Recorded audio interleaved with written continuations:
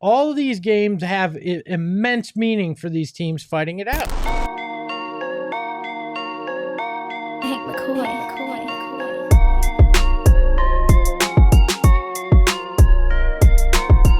In terms of the rotation stuff, yeah, it was nice to see. You're at a point, though, I think everything's matchup dependent now, right? Yeah. What is whoever you're matching up each game, what does it dictate? When you get in, if you get in to a playoff series, how do you counter each game, and who is it? I don't want Frank married to any lineup at this point because he's going to have to adjust and find ways to find whatever the weaknesses of that team and use whatever you can on your roster to exploit it. And so if that's Thad, it's Thad. If it's Royce in the starting lineup or Grayson there instead of Royce, so be it.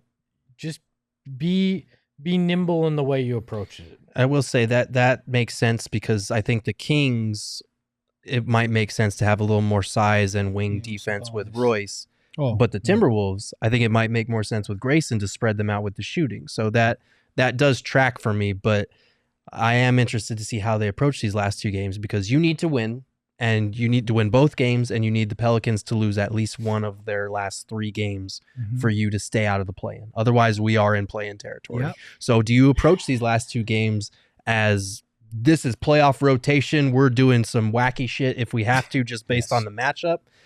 You should, but will we see it is the question. Yeah, I hope so. You at this point, you throw everything and anything out there to figure out how to get a win.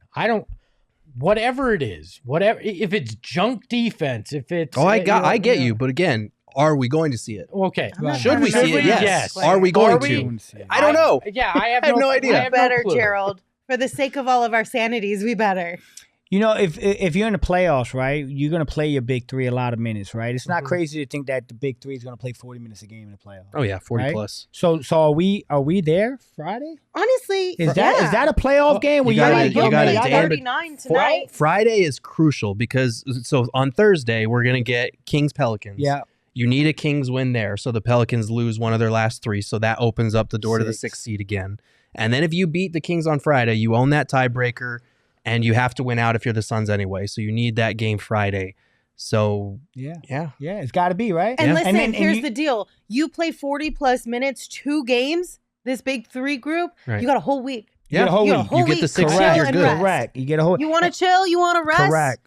And you know play 40-plus minutes and play your heart out. I'm with you. Buckle up, Buttercup. Play 48 if you have. Yeah. I'm with you. That's Yeah. Fact. Here's I love I wasn't where y'all saying at. that to you, Lindsay. No, but get ready. I got you. I love where y'all at because let's say Sacramento wins tomorrow. Now you got that game we're talking about. That is a playoff game, and here's the mystery, the mystery situation. If you win that game on Friday, and the Pelicans lose in Golden State off a back-to-back, it might be over. Yeah, the Suns could actually rest Sunday. Potentially, am I right? I believe if the Pelicans lose 2. Yes, if they because they're gonna play Thursday in Sacramento and they got to take a flight to Golden State, who's on life support.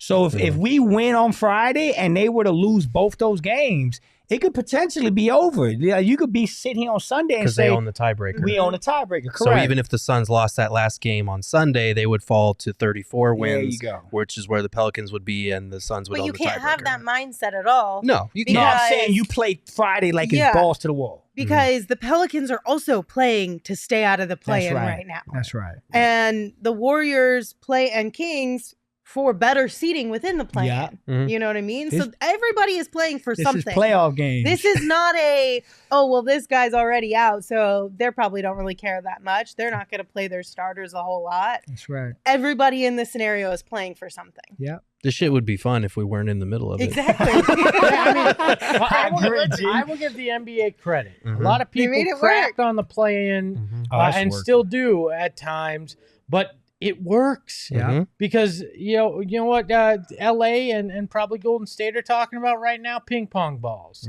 Right? That's right. In another situation. Yeah.